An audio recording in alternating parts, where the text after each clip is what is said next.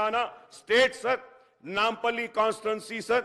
Sir, 33 by 11 kV substation, Alluri Sitarama Raju, PTR capacity 2 into 12.5 MVA, budget allocated rupees 432, funding TND for the financial year 15 and 16, sir. Sir, Karwan constituency, Jiaguda, Mughal Kanala, 2 into 12.5 MVA, budget allocated 700, sir.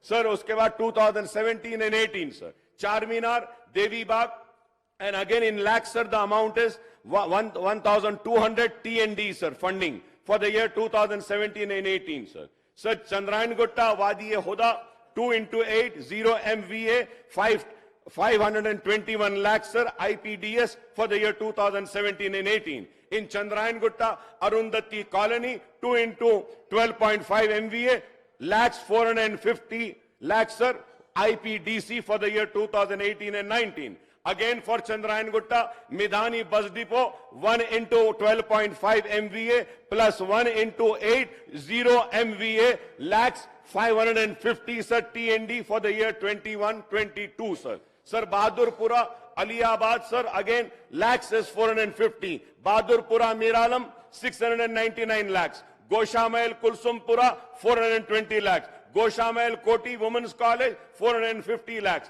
Malakpet, B quarters, 700 in lakhs, sir. Malakpet, Tigalagudda, Rajendra Nagar, 950 lakhs. Yakutpura, Madannapet, 850 lakhs, sir. Yakutpura, Lakshmi Nagar, 800 lakhs, sir. Malakpet, Dabilpura, 1,835 lakhs, sir. And this is for the financial year 21-22. और बोलूं, Sir, we take honorable speaker, sir. No, sir, wait, sir. Please wait, sir. I am not yielding, sir. मैं ये बोलना चाहता हूं, अगर हम काम नहीं कराते होते, तो बार बार जीत कर नहीं आते। 6 मर्तबा जीत कर आया हूं, और लोग यहां से यहां जाते, वहां से वहां आते, लेकिन हम जहां वहीं खड़े हुए हैं। मंसूबे बनाए, साजिश बनाए, हम बुरे दिखे, मुसलमानों की एक आवाज को दबाने की कोशिश करी, वो कांग्रेस ने, लेकिन उसके बावजूद भी मुसलमानों ने अपने एतमाद का इजहार हम मजलिस इत्तेहाद अल मुस्लिमीन पे किया, और हम कामयाब होकर आए हैं, कामयाब होकर आते रहेंगे। Let me make it one more thing clear, sir. I have come with a majority of 81,000 change votes, and I have secured 67,000 poll votes. मतलब ये कि आवाम का भरोसा हमारे साथ है. आप अगर समझते हैं कि आपको इख्तिदार मिल गया 10 बरस के बाद, तो आप हमको डराएंगे. हम डरेंगे? हम डरने या घबराने वालों में से नहीं है. हम मुकाबला करते आए हैं, मुकाबला करते रहेंगे. किरण कुमार रेड्डी ने जेल में डाला, हम जेल में रहे. हमको भेज दिया शहर से, हम उस वक्त भी नहीं डरे. अरे हम डरने घबराने वाले नहीं है. मैं 5 मर्तबा जेल में जाके आ चुका हूं, और भी जाना है तो जाएंगे. आप तसादुम चाहते हैं, ठीक है, हम करने तैयार हैं. हम गले लगाने को भी तैयार हैं, लेकिन याद रखो, हमारे हाथ दराज हैं. हम इख्तिदार के गिरेबानों को खेल सकते हैं. हम अपने दामन के तार बेचने को तैयार नहीं है. हम तैयार नहीं है. अगर आप समझ रहे हैं कि इख्तिदार है, तो हम डर जाएंगे और उठकर हमको डिस्टर्ब करेंगे. नहीं, मुसलमानों की आवाज तेलंगाना में थी, है और रहेगी. इस आवाज को कोई नहीं दबा सकता. यह आवाज पूरे वो ताप के साथ थी, और वो ताप के साथ ही रहेगी. हम मसाइल के लिए जिद्दोजहद करते रहे हैं, करते आए हैं और करते रहेंगे. हमारी जिद्दोजहद चंद्रबाबू नायडू के दौर में भी थी. हमारी जिद्दोजहद, आई एम कंक्लूडिंग सर, हमारी जिद्दोजहद सीएम साहब बात करें. स्पीकर सर, एक नया मेंबर, नहीं स्पीकर सर, एक नया मेंबर, इतना सीनियर मेंबर नया बनाए सो सरकार के खिलाफ आवाज उठाए, तो वो ये मांगा कि 10 साल पिछले please please please please please please please please give me, no mister please, mister Akbaruddin Owaisi, No, no, no. Asad Sahab. Definitely you Asad will Sahab. get mic. You can. Asad No, no, Sahab. no. Definitely you will get mic. You can put your argument. I'm Asad Sahab. not going to. No, no. Speaker sir, Akbaruddin Owaisi Asad जी जितने बार बोले, जितने minute बोले, असद साहब, हम बैठिए। कुछ नहीं कहा, मगर ये कोई तरीका नहीं है। Speaker sir,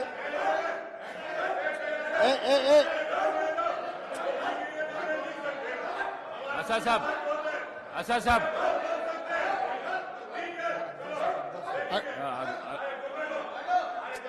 Akbar Sahab. Akbar Sahab. Akbar Sahab. Speaker sir, बैठिए बैठिए, आपको माइक देता हूँ। स्पीकर अकबर साहब, सर। बैठिए बैठिए। नहीं नहीं सर, स्पीकर सर,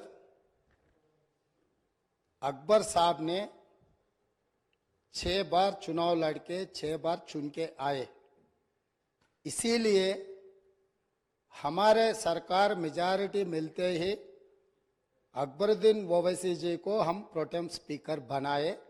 हम जितना उनको, वो पार्टी को, माइनॉरिटी को जितना मौका देना है हम कोशिश किए। ये 1 minute, yes, because of your seniority, this is not any out of turn quota, we have respected your seniority and your experience, that is what I wanted to clarify. At the same time he has to respect colleague member. He is also, no, seniority doesn't get any extraordinary powers. Seniority or juniority or first time or 10th time member, her member के लिए एक ही तरह के हक होते हैं। आपके अध्यक्ष में जितने भी 119 मेंबर्स है, हर मेंबर के लिए एक ही तरीका का यहां पर मौका मिलना चाहिए, एक्सप्रेस करने के लिए मौका देना चाहिए। अगर कोई नया मेंबर कुछ मुद्दा उठाए तो सीनियर मेंबर सबर करके उनको जवाब दिए तो ठीक रहेंगे, तब वो कुछ सीखने के भी एक मौका मिलेंगे। क्योंकि ये सभा में 57 न्यू मेंबर्स चुनाव लड़के जीत के आए। जैसा अकबरुद्दीन ओवैसी साहब को लोग चुने, डॉक्टर कवंपल्ली सत्यनारायण को भी लोग चुन के यहां भेजे। किसी को बेइज्जती करने से अपना इज्जत बढ़ता बोल के कोई समझे तो बहुत अफसोस की बात है। ये ऐसा चर्चा यहाँ पर हम लोग सब दोस्त है, कलीग मेंबर्स है, एक को दूसरे अगर हम इज्जत दिए तो ही लोगों के सामने अपना इज्जत बढ़ेंगे, अपना एक्सपीरियंस के लिए भी एक शोभा देंगे। और तीसरी बात, speaker sir, I wanted to set right the records. जितने भी मेरे learner friend old city development के बारे में बहुत कुछ कहा, मैं अप्रिशिएट करता हूं, क्योंकि उनका रिकॉर्ड, उनका एक्सपीरियंस ये सभा में रखने के लिए उनको मौका मिले। आप माइक दिए, साहब ने ये मौका को अच्छा उनके डेवलपमेंट के बारे में बोले। मगर मैं एक बात बोलना चाहता हूं स्पीकर सर, ट्रांसमिशन लॉसेस जितना तरक्की किए वो सरकार में था, वो अलायंस पार्टनर है, वो सरकार से अलग नहीं है। बार बार यहीं से केसीआर साहब ने, वहां से हमारे मित्र अकबरुद्दीन ओवैसी साहब ने ये कहा, टीआरएस और एमआईएम का गठबंधन है, हम लोग साथ में रहेंगे, ये सरकार को मदद हम देंगे बोल के वहीं से अकबरुद्दीन ओवैसी साहब ने कहा। तो हम लोग उनको अलग नहीं देख रहे। वो और ये 10 साल तेलंगाना में सरकार चलाया, 10 साल सरकार चलाने के बाद भी आपके ही सरकार में अब जितने भी मुद्दे उठाए और वो डेवलपमेंट नहीं हुआ। आप जो बात हमारे सामने रखे, हम जरूर ओपन माइंड से, हम ओल्ड सिटी या न्यू सिटी को अलग अलग नहीं देखते। वो शहर हमारे है, 450 साल के शहर है, वो शहर का शान बढ़ाना हमारी जिम्मेदारी है। ओल्ड सिटी में जितना भी डेवलपमेंट के लिए अकबरुद्दीन ओवैसी एमआईएम पार्टी के नेता है, ये पूरा मुस्लिम का जिम्मेदारी ले वाला नहीं है। ये आम जनता, हिंदूज भी उनको वोट डाले। जहां पर चंद्रायन गुट्टा में पूरा मुसलमान वोटों से चुन के आए क्या? ओल्ड सिटी में जितने भी 7 एमएलए जीत कर आए, हिंदू का कोई किसी का वोट नहीं मिला एमआईएम को। ये बात कहना चाहता है, ये बात तो ठीक नहीं, अफसोस की बात है। सब लोग आपको वोट देके आपको चुना के इधर भी जाए। आप बोल रहे मुसलमान के आवाज दबाने के लिए कोशिश कर रहे। भाई आपके मुसलमान के रिप्रेजेंटेटिव जैसा नहीं देख रहे।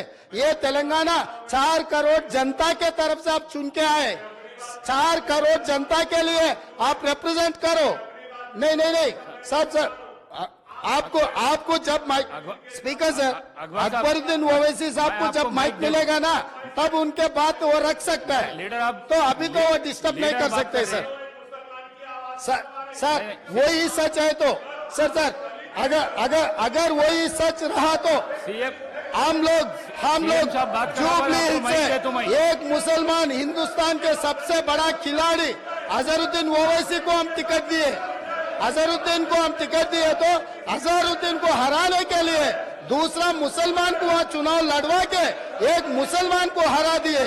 दूसरी बात कामारेड्डी से हम लोग शब्बीर अली जी को जिताने के लिए एक माइनॉरिटी को जिताने के लिए हम कोशिश किए तो शब्बीर अली को हराने के लिए उनके जाने माने दोस्त कल्वकुंट्ला चंद्रशेखर राव वहां कामारेड्डी से चुनाव लड़ा साहब। इन्हों अजहरुद्दीन को हरा देते एक मुसलमान को, इनके खास दोस्त कल्वकुंट्ला चंद्रशेखर राव कामारेड्डी में दूसरे मुसलमान को हराने के लिए कोशिश करते, मगर ये मुसलमान के हक के ठेकेदार कैसे बनेंगे सर? अभी रहा फाइनल। अकबर साहब आप डेफिनेटली आपको जो माइक मिलेगा तब बोलो। आप बैठिए। और ट्रांसमिशन लॉस के बारे में सीएम साहब बात करा मत बैठिए। आप हाउस को आगे में रखो सर। आप बैठिए। आप हाउस को आगे में रखो सर। बाद में वो लोग जो बोल रहे हैं उनको बोलने दो। लीडर बात करते जब मैं माइक नहीं दे सकता हूँ। आप बैठिए सर बैठिए, मैं देता हूँ अकबर साहब को देता हूँ। आप अकबर साहब को देता हूँ, बैठिए आप। स्पीकर सर बैठिए। स्पीकर सर अगर ये मामला आप बैठिए। हमारे दोस्त एमआईएम पार्टी अगर माइनॉरिटी एंगल में लेकर गए तो मेरा साथी डॉक्टर कवंपल्ली सत्यनारायण वो दलित है सर। दलितों को ऐसे अवमान नहीं कर सकता है, वो दलित है। दलित को एमआईएम मुसलमान लोग मिलके उनको बेइज्जती करना भी ठीक नहीं है सर। ये देख कर एमआईएम सोच कर अगर उन मेंबर्स को पोडियम में भेजना नहीं भेजना उनके लीडर का जिम्मेदारी है सर। और रहा सर अब इतना सारे ओल्ड सिटी में डेवलपमेंट हुआ ना सर, मैं यहाँ पर ट्रांसमिशन लॉसेस के बारे में मैं ये हाउस के सामने गवर्नमेंट डॉक्यूमेंट्स में रखना चाहता हूँ।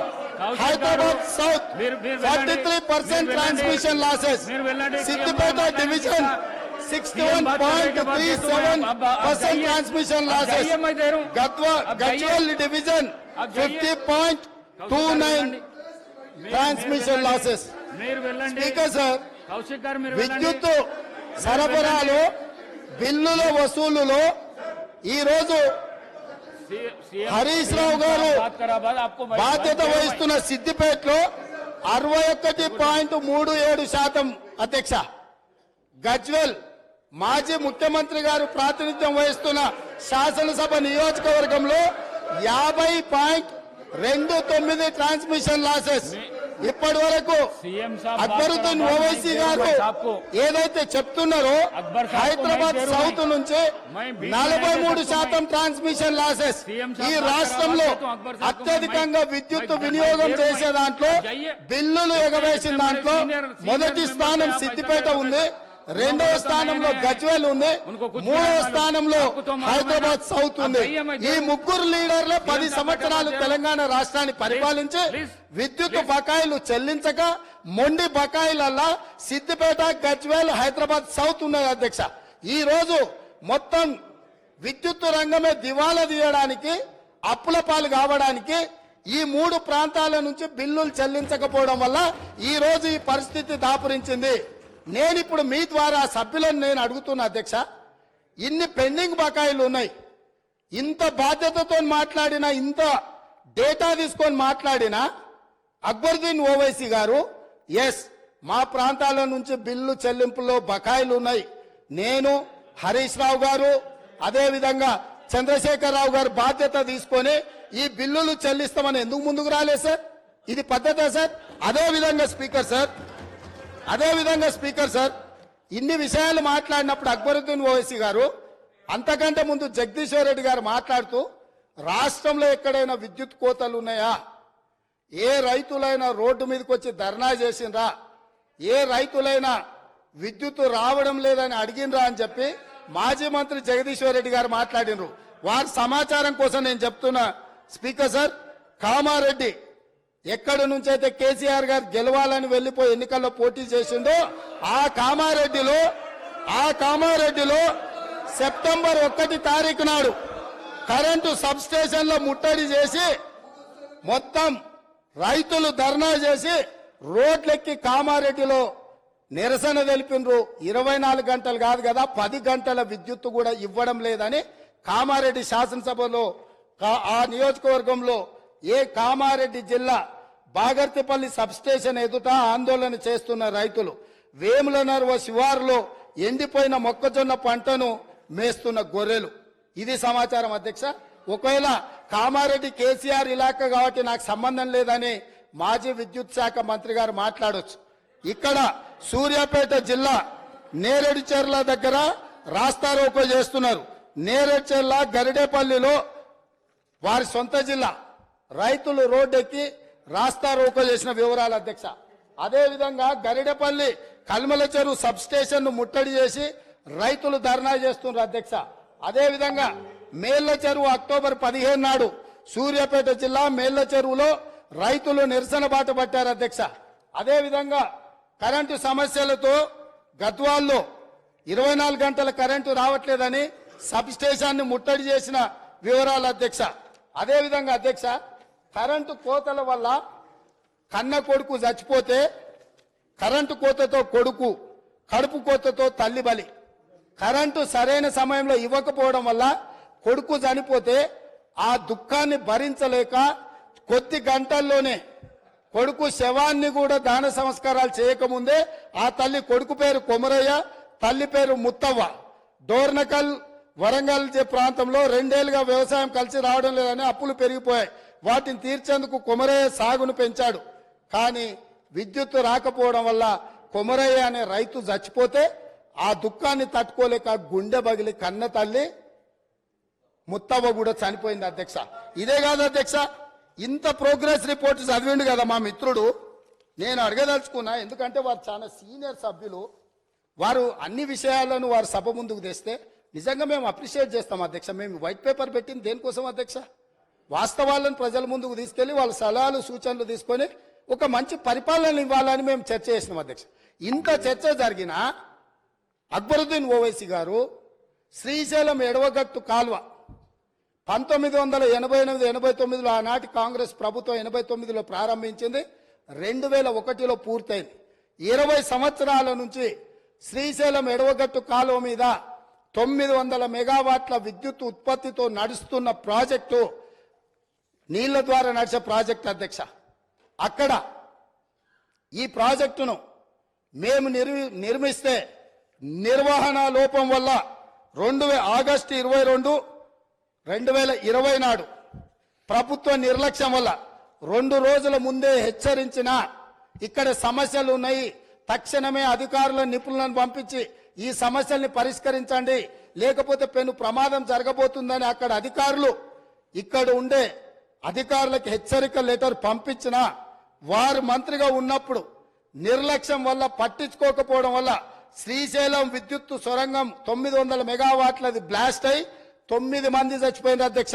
9 మందిలో ఏఈ ఉజ్మా ఫాతిమా హైదరాబాద్ ఓల్డ్ సిటీలో, ఆ అమ్మాయికి మైనారిటీ కాంగ్రెస్ పార్టీ ఇచ్చిన రిజర్వేషన్ తో ఆ అమ్మాయి ఇంజనీరింగ్ చదివి ఉద్యోగం చేసి అక్కడ చేరితే ఆ అమ్మాయి ఒక మహిళ అయి ఉండి, ఆడబిడ్డ అయి ఉండి అక్కడ ఉద్యోగం చేస్తుంటే ఆ అమ్మాయి చనిపోతే ఆ కుటుంబాన్ని మేము ఇంటికెళ్లి పరామర్శించినాము, మేము ఆదుకున్నాం ఆ కుటుంబాన్ని.